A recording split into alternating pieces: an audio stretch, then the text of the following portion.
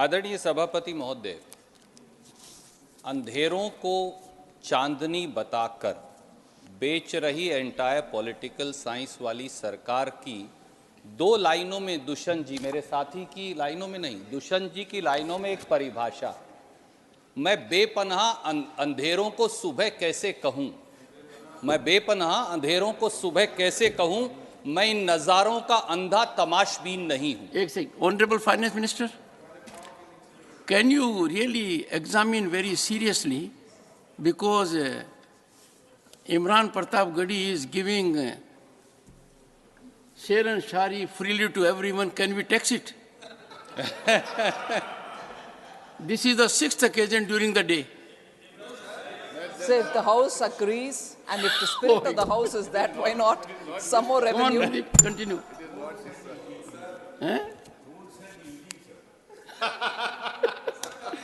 Sir, This will not go on record. सारे देश के अगर पोएट्स के पीछे अब ईडी और टैक्स लग जाएगा तो थोड़ा मुश्किल You have diverted. Continue. Coming back sir. Continue. Sir, appropriation bill हो या बजट, अगर आप इन्हें ध्यान से देखें तो ये मेहनत कशों के लिए नहीं, पेट और पीठ एक करके इस देश के अन्नदाता और खेत मजदूर उनके लिए नहीं, और ऐसा लगता है कि यहाँ ईमानदारी की रोटी कमाने और देश संवारने वाले लोगों के लिए भी कुछ नहीं। कई बार जब इसे ध्यान से देखें आदरणीय सभापति महोदय, तो ऐसा लगता है कि सरकार ने महात्मा गांधी के भारत से मुंह मोड़ लिया है। मैं अपने रिमार्क्स कोशिश करूंगा कि खेती, किसान, खेत मजदूर, गरीब, जो आपका भी विषय है, आपका फेवरेट विषय है क्योंकि आप भी उसी वर्ग से आते हैं, वहां तक सीमित रखूं। आदरणीय सभापति महोदय, तथ्य कभी झूठ नहीं बोलते और सत्य को आवरण की आवश्यकता नहीं होती। मैं याद दिलाना चाहूंगा, प्रधानमंत्री जी ने 2016 में बरेली की रैली में इस देश से ये वादा किया कि 2022 तक किसान की आमदनी दोगुनी करेंगे। आमदनी तो दुगनी हुई नहीं, दर्द 100 गुना जरूर हो गया। 15 अप्रैल आदरणीय सभापति महोदय, 15 अप्रैल 2014 को आदरणीय प्रधानमंत्री जी ने हजारीबाग, झारखंड, भागलपुर, बिहार में जनसभाओं में फिर कहा कि किसान को भविष्य में लागत पर 50% मुनाफा देंगे, और उसकी परिभाषा भी उन्होंने परिभाषित की। उन्होंने कहा किसान की बीज की कीमत, डीजल की कीमत, बिजली की कीमत, मेहनत की कीमत, जमीन का किराया, और उस पर 50% मुनाफा देंगे। पर हुआ क्या? इसी सरकार ने 21 फरवरी 2015 को सुप्रीम कोर्ट में एक शपथ पत्र दिया, मैं उसकी प्रतिलिपि यहां रख दूंगा, लेकर आया हूं आप चाहेंगे तो, और वहां उन्होंने कहा कि एमएसपी न्यूनतम समर्थन मूल्य कॉस्ट प्लस 50% प्रॉफिट पर निर्धारित नहीं हो सकता, क्योंकि इससे मार्केट डिस्टॉर्ट हो जाएगी। द 2 वर्ड्स आई कोट, इससे मार्केट डिस्टॉर्ट हो जाएगी।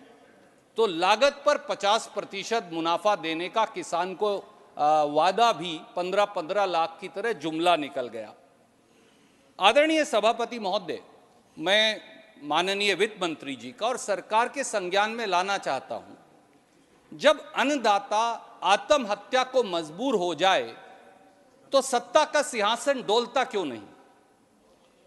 जब एनसीआरबी की report, national crimes record bureau की रिपोर्ट ये बताती हो कि पिछले 9 साल में 2014 से 2021 तक इस देश में 1,04,74 किसान और खेत मजदूर आत्महत्या को मजबूर हो गए। मैं एनसीआरबी की रिपोर्ट भी लाया हूं सर, ऑथेंटिकेट कर दूंगा। तो सरकार अपने मन के दरवाजे खोल किसान की पीड़ा की बात क्यों नहीं सुनती? और सर, जो 2022 की एनसीआरबी की रिपोर्ट आई है, जो 14 दिसंबर 2023 को रिलीज हुई थी, उसमें तो क्या लिखा कि 11,290 किसान और खेत मजदूरों ने 2022 में आत्महत्या की। यानी हर एक घंटे में एक किसान और खेत मजदूर हमारे देश में आत्महत्या को मजबूर है। तो ऐसे में सरकार का उस तरफ संज्ञान और ध्यान क्यों नहीं? जब आपकी एनएसएसओ की रिपोर्ट बताती हो, उसकी भी मैं रिपोर्ट लाया हूं सर, मैं कहेंगे तो ऑथेंटिकेट करूंगा कि देश के किसान की प्रतिदिन आय मात्र 27 रुपया है और देश के हर किसान पर 27,000 रुपया का कर्ज है, तो देश की सरकार ये कैसे कह सकती है इस सदन में और इसके बाहर कि सरकार के पास किसान की कर्जा मुक्ति का पैसा नहीं? और वो भी तब जब सरकार बैंक डिफॉल्टरों का 19,34,000 करोड़ रुपया बट्टे खाते में डालती हो और 3,11,000 करोड़ रुपया इरादतन गबन करता है, वो डुबो देते हो। इसको भी ऑथेंटिकेट करेंगे सर बिल्कुल करूंगा मैं, इसीलिए मैं सर आज लेकर आऊं। मुझे मालूम है कि आदरणीय सभापति महोदय इतने विद्वान हैं कि नहीं तो मुझे कुछ कहने नहीं देंगे। You have invoked my indulgence. Yes. And I'm No, no, sure sir, you I don't place have it to invoke, all on the sir. table of the house. Sir हम सब आपकी इंटेलिजेंस के कायल हैं, इन्वोकेशन की जरूरत नहीं है। आदरणीय सभापति महोदय, सरकार हर बजट में ये जवाब दे देती है। आदरणीय प्रधानमंत्री जी ने भी कहा, आदरणीय वित्त मंत्री जी ने भी कहा, मैं उन दोनों का बहुत सम्मान करता हूं कि हम किसान सम्मान निधि दे रहे हैं, जो काफी है। आज अगर आप उसकी सच्चाई उनके द्वारा दिए तथ्यों पर जानेंगे तो हैरान हो जाएंगे, और 4 तथ्य मैं आपके समक्ष रखूंगा। सर, एग्रीकल्चर सेंसस 2015, उसके बाद तो आया नहीं, जिसकी रिपोर्ट 2018 में आई, उसके मुताबिक देश में 14 करोड़ 64 लाख किसान हैं। पीएम किसान सम्मान में आदरणीय वित्त मंत्री जी ने और सरकार की तरफ से और लोगों ने कहा कि 11 करोड़ किसान शामिल किए गए। तो यानी पहले दिन ही 14 करोड़ 64 लाख में से 11 करोड़ शामिल हुए, तो 3 करोड़ 64 लाख किसान कहां गए? वो उड़ा दिए गए। चलिए कोई बात नहीं।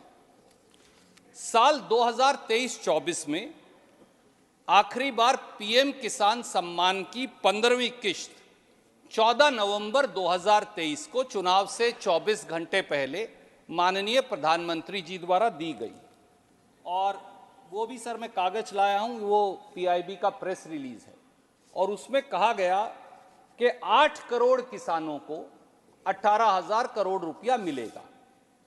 तो आपने कहा 11 करोड़ से अधिक, अब ये हो गए 8 करोड़, तो 3 करोड़ 80 लाख किसान कहां गायब हो गए? एग्रीकल्चर सेंसस से 3 करोड़ 64 लाख किसान गायब हो गए। आपने जो आखिरी किश्त दी उससे 3 करोड़ 60 लाख किसान और गायब हो गए। तो इसका मतलब 7 करोड़ 40 लाख या लगभग 7.5 करोड़ किसान सम्मान निधि की परिधि से ही बाहर हो गए। अब एक और इंटरेस्टिंग तथ्य सर, आपने जो बजट पेश किया माननीय वित्त मंत्री जी और सरकार ने, उसमें आया ये संख्या, लगता है मुझे ये संशय है, और ये संशय आप जब जवाब देंगे तो जरूर दूर करेंगे देश का, कि ये संख्या अब और कम करनी है। 7.5 करोड़ तो उड़ा दिए, अब और कम करने। इसीलिए पीएम किसान निधि का पैसा साल 2020-21 में था 75,000 करोड़। अब पता नहीं क्यों 2024-25 में वो घटकर रह गया 60,000 करोड़। फिर मैंने एग्रीकल्चर डिपार्टमेंट का बजट और ध्यान से देखा, उसमें आदरणीय वित्त मंत्री जी और अधिकारियों ने लिखा है सरकार ने कि ये 60,000 करोड़ अब 12.5 करोड़ किसानों को मिलेगा। सब आदरणीय सभापति जी, मेरा और आपका हिसाब थोड़ा कमजोर है, वो आदतन कई बार होता है। मेरा तो नहीं है। नहीं है आप अपने हाँ, आप तरीके तो से मेरा रखिए। समय गिन ही रहे हैं सर। मैं यही सर कहलवाना चाहता था, तो इसलिए सर मेरे समय का ख्याल रखिएगा। It was directed there only. Sir 12.5 crore किसान को अगर 60,000 करोड़ रुपया देंगे तो 6,000 रुपया कैसे हुआ? ये तो 4800 रुपए बने। तो वित्त मंत्री जी ने या तो बजट में गलत लिख दिया गलती से, या फिर कहीं ना कहीं तथ्य गलत लिखे गए, या मंशा ये है कि अब 6,000 रुपया से किसान सम्मान निधि को कम करके 4800 करना है और किसानों की संख्या भी कम करनी। और एक ऑप्शन और भी है जी शायद आपका कैलकुलेशन सही नहीं हो। सर, ऐसा है, ठीक है। आप ही ने कहा था ये भी एक option अनपढ़ है। जाट पढ़े लिखे जैसा, पढ़ा लिखा जाट खुदा जैसा। I am only coating. तो मेरी कैलकुलेशन बिल्कुल सही है। आदरणीय सभापति महोदय, एक और बड़ी चौंकाने वाली बात है, और एक किसान के तौर पर, एक किसान के बेटे के तौर पर आपको और मुझे और इस देश के 72 करोड़ के करीब किसानों को जो लगेगी कि खेती का बजट ही काट दिया, और जो दिया वो खेती पर खर्च नहीं किया। सभापति महोदय, साल 2020-21 में कृषि विभाग का कुल बजट कुल केंद्रीय बजट का 4.41% था। Facts can be checked. 2023-24 में कृषि का बजट कुल देश के बजट का 2.57% रह गया, लगभग आधा हो गया। और जो चौंकाने वाली बात है, पिछले 5 साल में मोदी सरकार ने कृषि विभाग के बजट के लगभग 1 लाख करोड़ खर्च ही नहीं किए, वापस दे दिए। ये कैसी सरकार है? किसान आत्महत्या को मजबूर है, खेत मजदूर आत्महत्या को मजबूर है, हर 1 घंटे में एक किसान सरकारी आंकड़ों के मुताबिक आत्महत्या को मजबूर है, और हम 1 लाख करोड़ वापस लौटा देते हैं। और मैं साल दर साल का आंकड़ा भी लाया हूं, जो आपके समक्ष रखना चाहूंगा आपकी अनुमति से। 2018-19 में 21,044 करोड़ खर्च नहीं किया, 19-20 में 34,518 करोड़ खर्च नहीं किया, 20-21 में 23,825 करोड़ खर्च नहीं किया, 21-22 में 429 करोड़ खर्च नहीं किया, और 22-23 में 19,762 करोड़ खर्च नहीं किया। इस देश का किसान कहां जाए, क्या करे, कैसे करे, ये एक प्रश्न है जो इस सदन के सामने अवश्य उठना चाहिए। आदरणीय सभापति महोदय, एक सवाल और उठता है, किसान को न्यूनतम समर्थन मूल्य, जिसे हम एमएसपी कहते हैं, उसकी गारंटी का कानून क्यों नहीं? कोई सरकार इतनी निर्दयी कैसे हो सकती है कि खेती विरोधी 3 काले कानूनों के खिलाफ लाखों किसान दिल्ली की ड्योढ़ी पर दस्तखत देते रहें, 700 किसान कुर्बान हो जाएं, खेत मजदूर कुर्बान हो जाएं, तड़प तड़प कर मर जाएं, और जब उनका आंदोलन खत्म हो तो वह आंदोलन इस वादे के साथ खत्म हो कि किसानों के लिए एमएसपी की गारंटी का कानून लाएंगे, और उसके बाद उसे कहीं ना कहीं शायद रद्दी की टोकरी में छोड़ दिया जाए या वो भूल जाए। क्या हुक्मरानों के जबान की अब कोई कीमत नहीं रही? क्या दिल्ली की सरकार की जबान की कीमत नहीं? क्या उसे मानना नहीं चाहिए? क्या किसान के आंसू पोंछने की कोई मंशा नहीं रही? ये एक सवाल है जो मेरे जहन में उठता है, जो मैं बड़े विवेक से और संयम से आपके माध्यम से इस सदन के सामने रखना चाहता हूं। सर, भाजपा सरकार में अब MSP maximum suffering for producer बन गया है instead of minimum support price, क्योंकि एमएसपी के मायने ही नहीं बचे। क्या यह सच नहीं है कि सरकार एमएसपी पर किसान की फसल खरीदती ही नहीं? और मैं आपको यह बात केवल मुंह जबानी नहीं कह रहा, मैं प्रोडक्शन और प्रोक्योरमेंट का आंकड़ा लेकर आया हूं सर, जो एग्रीकल्चर मिनिस्ट्री ने दिया है। 2022-23 में अगर आप फसल उपज और फसल खरीद का आंकड़ा देखें तो सभापति महोदय, आप और ये सदन चौंक जाएगा। और मैं 4 फसलों का आंकड़ा पढ़कर बताना चाहूंगा। सर, 2022-23 में एग्रीकल्चर मिनिस्ट्री के मुताबिक गेहूं पैदा हुई 1,068 लाख टन, एमएसपी पर फसल खरीद हुई 187,92,000 टन, यानी 17.59%। तो बाकी कहां गई? बाकी सब गई बाजार भाव में बिकने के लिए। सर, तिलहन की जो फसलें एग्रीकल्चर मिनिस्ट्री के डेटा के मुताबिक सोयाबीन, सूरजमुखी, सरसों, मूंगफली, तिल, ये इस देश में पैदा हुई 376,96,000 टन, पर सरकार द्वारा एमएसपी पर खरीदी गई, आप चौंक जाएंगे, केवल 48,000 टन, यानी 0.13%, 1% भी फसल किसान की एमएसपी पर सरकार द्वारा नहीं खरीदी गई। सर, दालों का आंकड़ा देखिए, 2022-23 में 276,90,000 टन दाल पैदा हुई किसान के द्वारा, पर खरीदी गई कितनी? 1,20,000 टन एमएसपी पर सरकार द्वारा, यानी 0.43%। कहां जाए? क्या बाजारी ताकतों के सामने झोंक देंगे देश के किसान को? ज्वार, बाजरा, रागी और मक्का, ये चार जो बड़ी फसलें, ये पैदा हुई 2022-23 में 491,70,000 टन, पर आपके द्वारा खरीदी गई एमएसपी पर सरकार द्वारा 1,28,000 टन, यानी 0.26%। सर, कहां जाएगा किसान? कैसे जिएगा किसान अगर आप उसे बाजारी ताकतों के भरोसे छोड़ देंगे? और दूसरी तरफ आपने कहा कि अगर बाजारी ताकतों के भरोसे भी छोड़ देंगे, रेट गिर जाएगा, तो हम मार्केट इंटरवेंशन प्राइस मैकेनिज्म लेकर आएंगे। उसको सर ये बोलते हैं market intervention scheme, price support scheme.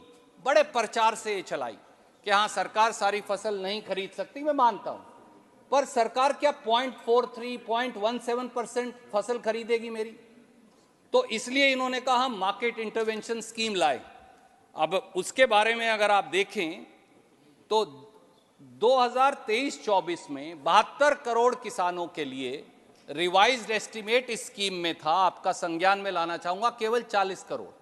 फिर मैंने इस साल का बजट देखा तो आप शॉक्ड रह जाएंगे।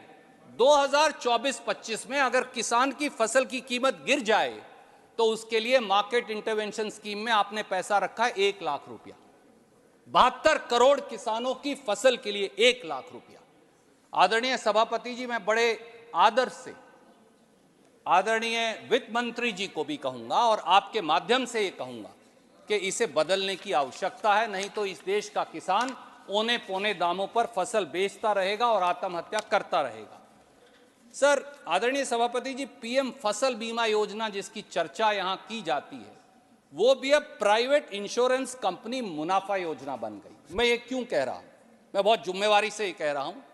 इस सदन में 23 जुलाई 2022 को सरकार ने जवाब दिया और सरकार के जवाब से ये साबित होता है कि खरीफ 2016 से खरीफ 2022 के बीच बीमा कंपनियों ने जो फसल बीमा योजना चलाती हैं, 40,000 करोड़ मुनाफा कमाया। ये मैं नहीं कह रहा, ये सरकार ने सदन के पटल पर जवाब दिया। सर, प्रीमियम दिया उन्हें 1,59,132 करोड़ और क्लेम किसान को मिला 1,19,314 करोड़। तो ये फसल बीमा योजना जो है, क्या ये प्राइवेट बीमा कंपनियों के लिए मुनाफा कमाई की योजना है? और शायद इसीलिए प्रधानमंत्री जी के गृह प्रांत गुजरात सहित अधिकतर राज्यों ने पीएम फसल बीमा योजना से कन्नी काट ली। सभापति जी, देश की सच्चाई ये है कि हम एक तरफ हर साल 6,000 रुपया किसान को देने की दुहाई देते हैं, पर किसान की जेब से 25,000 रुपया प्रति हेक्टेयर हर साल टैक्सेस में निकाल लेते हैं। और इसका सबूत है सभापति जी, आप ये जानते हैं और आपने ट्रैक्टर खुद चलाया है अपने हाथ से, इसलिए मैं आपके संज्ञान में ला रहा हूं। किसान का ईंधन क्या है? डीजल। डीजल पर मई 2014 में एक्साइज ड्यूटी थी 3 रुपया 46 पैसे प्रति लीटर।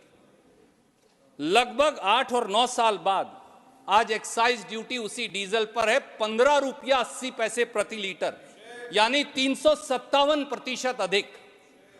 अगर ये हटा लें, अगर इसे 2014 के रेट पर भी ले आए तो 20 रुपया 15-20 रुपया लीटर तो आज ही डीजल कम हो जाएगा। आदरणीय सभापति जी, मैं इस सदन के संज्ञान में लाना चाहूंगा कि अकेले पेट्रोल डीजल पर एक्साइज ड्यूटी बढ़ाकर इस सरकार ने 9 साल में 30 लाख करोड़ इस देश के लोगों से कमाए। 30 लाख करोड़ रुपया। जेब हमारी कटी, मजा आपको आया। जेब इस देश के लोगों की कटी, मजा आपको आया। और खेती पर तो आदरणीय सभापति, जेब कटी will not go on record. ठीक, आई विड्रॉ सर। आदरणीय सभापति जी, आदरणीय सभापति जी, अब तो खेती पर गब्बर सिंह टैक्स लगा दिया, जीएसटी लगा दिया। पहली बार इस देश में खाद पर 5% जीएसटी, किसान के ट्रैक्टर पर 12% जीएसटी, किसान के खेती के उपकरणों पर 12% जीएसटी, किसान के कीटनाशक दवाई पर 18% जीएसटी। आदरणीय सभापति जी, ऐसा क्यों? पहली बार 75 वर्षों में किसान इस टैक्स के दायरे में क्यों? आदरणीय वित्त मंत्री जी इस पर क्यों दोबारा विचार करने को नहीं मानती? मेरा उनसे विनम्र हाथ जोड़कर यह अनुरोध है। आदरणीय सभापति जी, यही नहीं, किसान की खाद जो फर्टिलाइजर है उसकी कीमतों ने तो किसान की कमर तोड़ दी। डीएपी का बैग 2014 में 1200 रुपए से आज 1350 रुपया थैला हो गया सर, आप जानते हैं। यूरिया कीमत वही, पहले 50 किलो से 5 किलो खाद कम करके 45 किलो का हमारा खाद का कट्टा कर दिया। अब बोलते हैं सल्फर कोटेड करेंगे, अब 5 और कर निकाल लिया। कैसी सरकार है जो किसान के खाद के यूरिया के कट्टे से 10 किलो खाद निकाल ले? वो किसान अपनी आजीविका कैसे करेगा? पोटाश सर, साल 2014 में पोटाश के कट्टे का भाव था 450, आज है 850, 400 रुपए का इजाफा हो गया। सुपर खाद थी सर 2014 में 260 रुपया प्रति बैग, आज वो 340 रुपया प्रति बैग है। इस बजट में तो फर्टिलाइजर सब्सिडी का आपने 25,447 करोड़ रुपया काट लिया, यूरिया पर सब्सिडी काट ली 10,147 करोड़। काश सत्ता पक्ष के मेंबर ये देख पाते, बजट को ध्यान से देखते तो पाते किसान की यूरिया का 10,147 करोड़ कम हो गया। और एनपीके, उसके बगैर तो किसान का गुजारा चल ही नहीं सकता, उसमें उसकी सब्सिडी पर 15,300 करोड़ काट लिया। हमारी सब्सिडी काटी जा रही है, 25,000 रुपया प्रति हेक्टेयर किसान की जेब से निकाला जा रहा है। किसान को सम्मान निधि पाने वाले 7 करोड़ 47 लाख किसान कम हो गए और आप कहते हैं कि आपने बहुत वाहवाही लूट ली। आदरणीय सभापति जी, बजट में गरीब के साथ और किसान के साथ ये भेदभाव और भावनाओं से खिलवाड़ यहीं खत्म नहीं होता। सर, प्रधानमंत्री गरीब कल्याण योजना की बहुत चर्चा हुई कि देश के, आदरणीय प्रधानमंत्री जी ने भी कल कहा कि हम देश के 80 करोड़ लोगों को हर महीने 5 किलो चावल या गेहूं मुफ्त देते हैं, पर वो शायद बताना भूल गए कि इस देश में भारतीय राष्ट्रीय कांग्रेस की सरकार राष्ट्रीय खाद्य सुरक्षा कानून लेकर आई थी, जिसका नाम बदलकर अब आपने पीएम गरीब कल्याण योजना रख दिया, यानी नाम बड़े और दर्शन छोटे। Sir, national food security act में हर व्यक्ति को 5 किलो अनाज हर महीने देने का प्रावधान है। 3 रुपए प्रति किलो पर चावल और 2 रुपए प्रति किलो पर गेहूं। आज के दिन 75% चावल 25% गेहूं दिया जा रहा है, तो 60 करोड़ लोगों को अगर 5 किलो चावल 3 रुपया प्रति किलो पर दें तो बनते हैं 800 करोड़, और 20 करोड़ लोगों को 5 किलो गेहूं 2 रुपए पे दें तो बनते हैं 200 करोड़। तो कुल छूट कितनी दी? 1100 करोड़, और बवंडर ऐसे उठा दिया जैसे देश बदल दिया हो। ये नेशनल फूड सिक्योरिटी एक्ट ही गरीब कल्याण योजना है।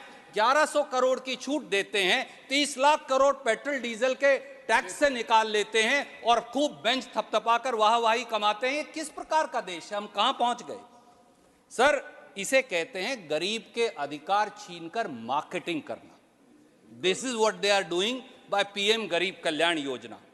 और सर, खाद्य सुरक्षा की सब्सिडी अगर इस साल के बजट में देखें तो आदरणीय वित्त मंत्री जी और सरकार ने खाद्य सुरक्षा की सब्सिडी का भी 7,082 करोड़ काट लिया। क्यों? गरीब के साथ ये अन्याय क्यों? सवाल सीधा है। सर, सरकार एससी बीसी कल्याण की बात तो बहुत करती, पर असली बात उसके उल्ट है। साल 2023-24 में एससी समाज की पोस्ट मैट्रिक स्कॉलरशिप का बजट आपने दिया 6,359 करोड़, पर वो पैसा ही नहीं दिया 5,400 करोड़, 959 करोड़ काट दिए उनके गरीबों के। ये एससी समाज के वेलफेयर की बात है। पीएम अजय, प्रधानमंत्री अनुसूचित जाति अभ्युदय योजना 2050 करोड़ के बजट की 23-24 में आपने घोषणा की, दिया कितना? 450 करोड़, 1,600 करोड़ ही उन गरीबों का काट दिया। Free coaching for SC BC विद्यार्थियों के लिए 2023-24 में कहा 47 करोड़ देंगे, दिया कितना रिवाइज्ड बजट में? 14 करोड़ 82 लाख, 32 करोड़ उनका काट दिया। ओबीसी और ईबीसी के लिए श्रेयास योजना लेकर आए, 2023-24 में आदरणीय वित्त मंत्री जी ने बजट में घोषणा की 150 करोड़, दिया कितना? 80 करोड़, 70 करोड़ उनका भी काट डाला। डीएनटी ट्राइब्स के उत्थान की स्कीम में 2023-24 के बजट में आपने घोषणा की 40 करोड़, दिया कितना? 15 करोड़, 25 करोड़ उसका भी काट दिया। मैला ढोने वाले सफाई कर्मचारियों के लिए 23-24 और 24-25 में एक फूटी कौड़ी आपने नहीं दी। उल्टा आपने कहा national action for mechanised sanitation system Namaste लेकर आएंगे। 23-24 में बजट में घोषणा कर दी 98 करोड़, दिया कितना? रिवाइज्ड एस्टीमेट से पता चला 30 करोड़, 68 करोड़ उनके भी काट दिए। और अब तो सर बाबा साहब डॉक्टर अंबेडकर फाउंडेशन का बजट भी पिछले साल के मुकाबले इस साल 10 करोड़ काट दिया। क्या ये आपका एससी और बीसी के साथ न्याय है? इस बात का फैसला भी करना पड़ेगा। और सर मैं 4 लाइन कह के मेरी बात समाप्त करूंगा क्योंकि मेरा समय पूरा हो गया। और ये मेरे साथी ने, इसने नहीं, कभी कभी हमारे जैसे किसान भी 4 लाइन लिख लेते हैं। घोर अंधियारे की स्याही में अब सूरज का आगाज नजर नहीं आता, तेरा अहंकारी आकार तो नजर आता है, तेरा इंसानी किरदार नजर नहीं आता। भूखे पेट खाली जेब महंगी जिंदगी अब तेरी पहचान है। भूखे पेट खाली जेब महंगी जिंदगी अब तेरी पहचान है। बेरोजगार जवानी के टूटते अरमानों का सबब तेरे नाम है।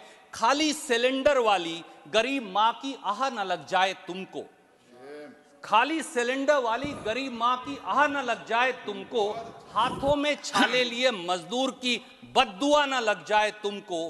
क्या सैकड़ों किलोमीटर पैदल गांव लौटते आदमी के मन की चित्कार सुनी है तुमने? क्या अपने बच्चों की हजारों लाशों से अटी गंगा मैया की पुकार सुनी है तुमने? Sir 30 second, I am concluding. क्या कभी सुनी है सर? 30 second only. क्या कभी सुनी है घर में आटे के खाली डिब्बे की खनखनाहट? क्या सुनी है महंगी रोटी और सस्ती जिंदगी की चिल्लाहट? उठो, अहंकार की अट्टालिकाओं से बाहर तो आओ, सिसकती जिंदगी के दर्द को जान तो जाओ। अगर जान लोगे, महसूस करोगे तो पाओगे कि तुम्हें कराते हुए हिंदुस्तान की आवाज सुना। Nothing will go on record. Randeep Surjewala जी, आपने कई बार यह कहा कि आप तो जानते ही हैं, मुझे कहा, मैं बोल नहीं पाऊंगा। इतना कहूंगा, गांव में ज्यादा जाया करो, ज्यादा जानकारी लीजिए। निकलेंगे न तो आपको पता लगेगा कि गांव के बच्चे कहाँ हैं, कहाँ जिलाधीश हैं, कहाँ एसपी हैं, क्या क्या है। नहीं, अरे सुनिए, मेरे को कहा ना, नहीं, मेरे को कहा आपने कि आप जानते हैं। मेरा सुझाव है, आप मेरे गृह प्रांत को रिप्रेजेंट करते हैं राज्यसभा में, कभी जाइए किसी गांव में,